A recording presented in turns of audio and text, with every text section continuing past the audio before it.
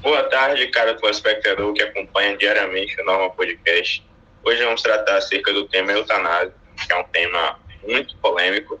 A gente vai tentar trazer para vocês as principais questões, tanto jurisprudenciais quanto doutrinárias desse tema. Boa tarde a todos. Estou aqui com 3 convidados muito especiais, que é Carol, Levi e Carlos. Vamos discutir sobre um tema muito importante, como o Carlos já falou, que é a eutanásia. Boa tarde, quero primeiramente agradecer pelo convite, principalmente quando se trata de um tema que está intrinsecamente relacionado com a dignidade da pessoa humana, o direito à vida e o direito à liberdade. Também gostaria de agradecer o convite de estar aqui. E falar sobre eutanásia é muito complicado, pois existem diferentes e diversas visões sobre o assunto. E hoje, nós aqui no Norma Podcast, vamos tentar passar um pouquinho do nosso conhecimento para vocês. Assim como os outros falaram, é uma honra muito grande estar participando do podcast de vocês. O tema eutanásia é um tema muito polêmico. E, primeiramente, é necessário explicarmos o conceito do mesmo, no que a eutanásia consiste em uma conduta em provocar a morte de forma indolor a uma pessoa que vem sofrendo por uma doença sem cura e com sofrimento e dores insuportáveis. E pode ser classificada de várias formas. Entendi. Mas como assim ela pode ser classificada de várias formas? Ela pode ser classificada primeiramente quanto ao tipo de ação. Ela pode ser uma eutanásia ativa, que é quando há um ato deliberador de provocar uma morte sem sofrimento, por fins misericordiosos. E ela também pode ser uma eutanásia passiva, que é basicamente uma não ação, que é quando o paciente já está em estado de terminalidade ou quando ele nem chega a fazer os tratamentos médicos, ou quando também há uma interrupção de um tratamento extraordinário, a fim de diminuir o sofrimento do paciente. Nossa, Carol, que explicação ótima. Mas existem outros tipos de classificação? Existem sim, como por exemplo a eutanásia voluntária, que ocorre quando a morte é provocada atendendo o pedido do paciente. Ou seja, o paciente está em algum estado em que ele tem uma doença degenerativa ou algo assim, e que ele precisa de certa ajuda dos médicos para poder provocar a eutanásia. Também existe a eutanásia involuntária, que é quando a morte é provocada contra a vontade do paciente, e por fim, a eutanásia involuntária, que ocorre quando o paciente não demonstra nenhuma posição em relação a ela. Entendi. Ótima explicação, Carlos. Mas e o Brasil? Como ele se posiciona com relação à eutanásia? É permitido sua prática? Não é? Vocês podem explicar um pouco disso para a gente? Ótima pergunta. No Brasil, atualmente, o Código Penal não tipifica a prática da eutanásia, né? No artigo 121, né, do primeiro parágrafo, está lá explicando direitinho, e é como se fosse considerado como um homicídio privilegiado. No entanto, com o avanço do tema do direito comparado, aqui no Brasil, por exemplo, já temos um projeto de lei, o projeto de lei número 236/12, que ele pretende tipificar a prática da eutanásia. E nele, o sujeito ativo da eutanásia, em algumas situações, ele não será punido. Além da eutanásia, existem outras classificações? Existem. Temos, por exemplo, a distanásia, que consiste na morte lenta com excesso de dor e angústia do paciente. Basicamente, ocorre quando a morte é prolongada de forma exagerada. E, assim, se torna meio que um tratamento inútil. E ocorre em muitos países, como inclusive aqui no Brasil. A eutanásia, por sua vez, é a morte pelo seu processo natural. Nesse tipo, o paciente encontra-se em processo natural de morte e é amparado para que o fim chegue por meio de interrupção de tratamentos que prolonguem a vida.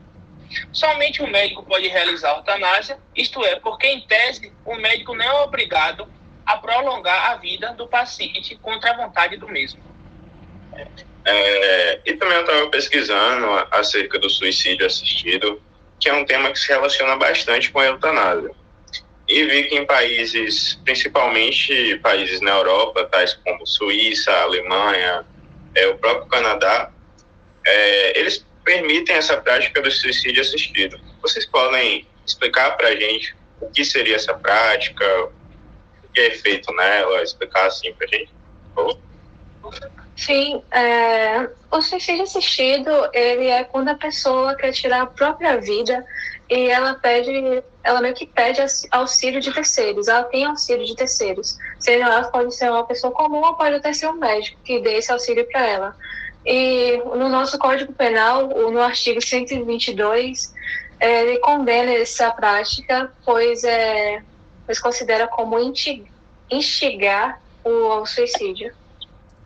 Agora, um ponto também muito importante de discutirmos é a influência da Igreja Católica e evangélicas do Brasil, né, em relação à eutanásia.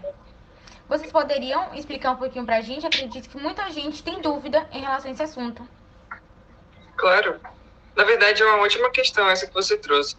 Segundo a doutrina da Igreja, é inadmissível a prática da eutanásia. Por quê? Porque para essas pessoas, eles acreditam que não cabem a ninguém, além de Deus, a tirar a vida de outra pessoa. Mesmo que seja uma pessoa que já esteja em um estado em que a doença não há cura, ou que ela já, por exemplo, esteja sofrendo no seu leito de morte, digamos assim. E assim, eles não consideram essa morte como misericórdia, eles se consideram como um pecado. Velho, tratando-se da bancada religiosa, ela sempre teve muita força dentro da política, desde os primórdios. E quando se trata de temas polêmicos que vão de encontro à crença dessa bancada, eles têm uma tendência muito forte a ser contra esses temas, a não aprovarem. Mas quando se trata do tema eutanásia em específico, a gente tem que ir pensando na dignidade da pessoa humana, entendeu? Porque aquela pessoa já está ali em um estado terminal, está sofrendo bastante, provavelmente, e aí ela tem que ter o direito a ter uma morte digna. E isso é um direito dela, entendeu? Eu concordo plenamente com você, Carlos. Agora, a bancada religiosa, ela não é a favor de muitos outros temas, né? Inclusive o aborto, que é totalmente contra para eles. Agora, vocês poderiam me explicar rapidamente um pouquinho sobre o conceito do nascituro? Acho que muita gente em casa ainda fica viajando um pouquinho em relação. Sim, nascituro, o conceito é basicamente a pessoa que já nasce com vida, né? Também sobre esse tema, a gente tem outro conceito que provavelmente muita gente aí de casa não sabe, que é o conceito de natimorto. Vocês podem falar pra gente o que seria o natimorto? Sim, natimorto é quando o feto ele já morre dentro da barriga da mãe, ou quando durante o trabalho de parto o bebê morre. Agora, existem 3 tipos de teorias, né? Contra não, do início da pessoa natural, que é a teoria natalista, concepcionista e condicional. Vocês poderiam explicar um pouquinho sobre cada uma das 3? Sim. A teoria natalista, ela se baseia na interpretação literal e simplificada da lei. Relata a personalidade jurídica e começa exatamente no nascimento com vida desse feto, inexistindo qualquer expectativa de direito antes dele. Já a teoria da personalidade condicional defende a personalidade jurídica do nascituro, sob a condição de que ele nasça com vida. Se o nascimento com vida, não haverá aquisição de personalidade. Já na teoria concepcionista, o feto, ele, desde a barriga da mãe, ele já tem direitos personalíssimos. O Código Civil brasileiro, que é o Código Civil de 2002, ele adota uma teoria, e essa teoria seria natalista. Eu estou errado ou falei besteira ou estou correto? Tá certo. Agora, o que seria a personalidade jurídica? A personalidade jurídica baseia-se na capacidade genérica que o indivíduo tem de titular os seus direitos. ou seja, é um atributo indispensável para se tornar um sujeito de direito. Existe algum projeto de lei que assegure os direitos e proteja esse nascituro? Sim, existe o Estatuto do Nascituro, que é um projeto de lei brasileira que visa a proteção integral ao nascituro. Agora, voltando a falar um pouquinho sobre a eutanásia, quais são os critérios, né, que os países eles adotaram para a prática? Por exemplo, a idade das pessoas, essas coisas. Explica um pouquinho melhor para a gente.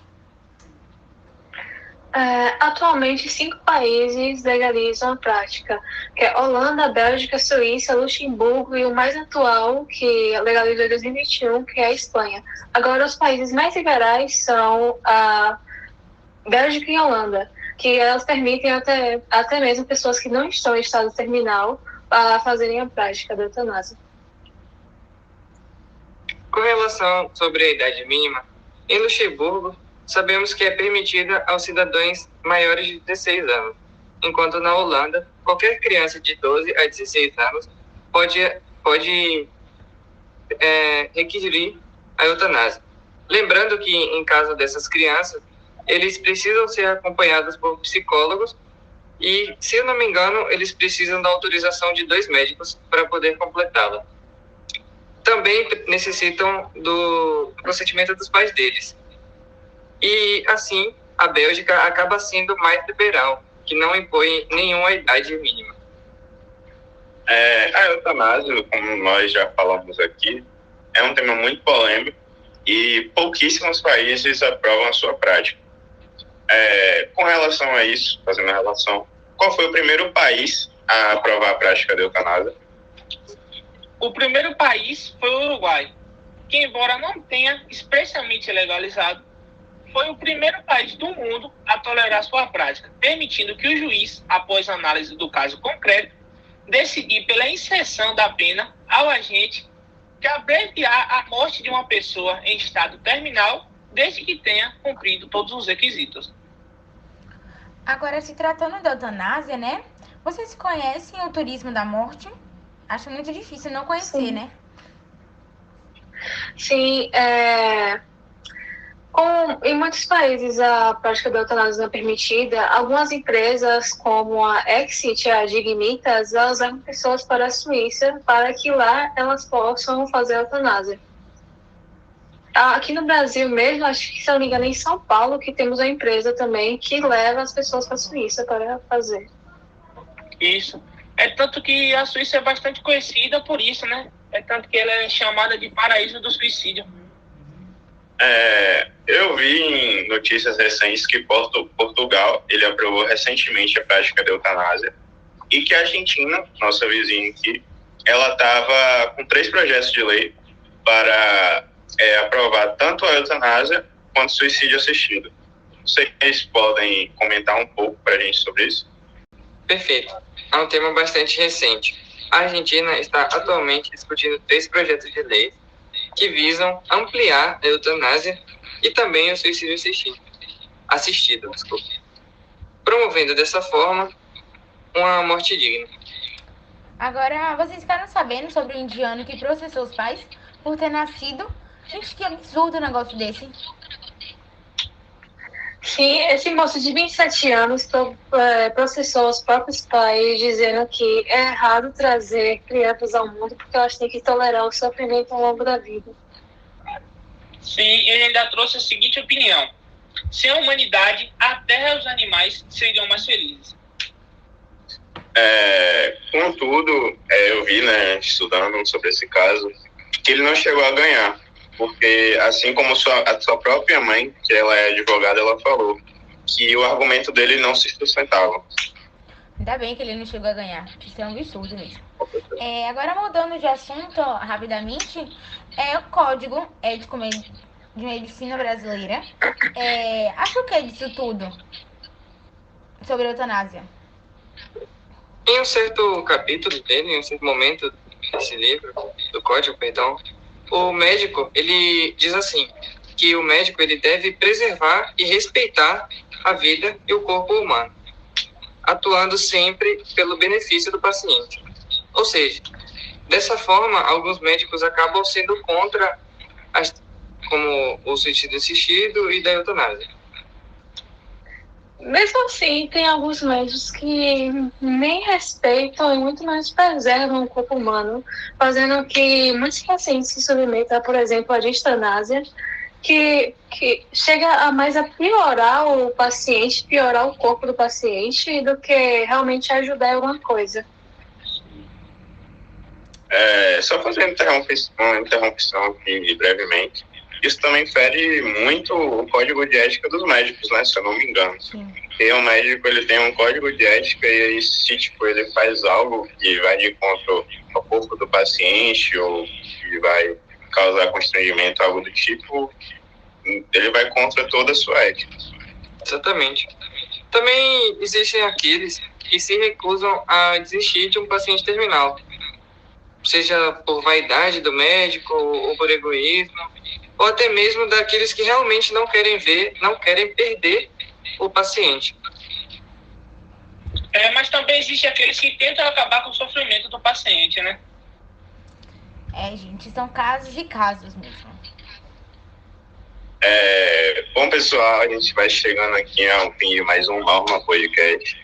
Agradeço a atenção de vocês, agradeço aos convidados que disponibilizaram esse tempo aqui com a gente. Voltamos semana que vem com mais um assunto muito importante também no contexto. E é isso. Ficamos por aqui, pessoal.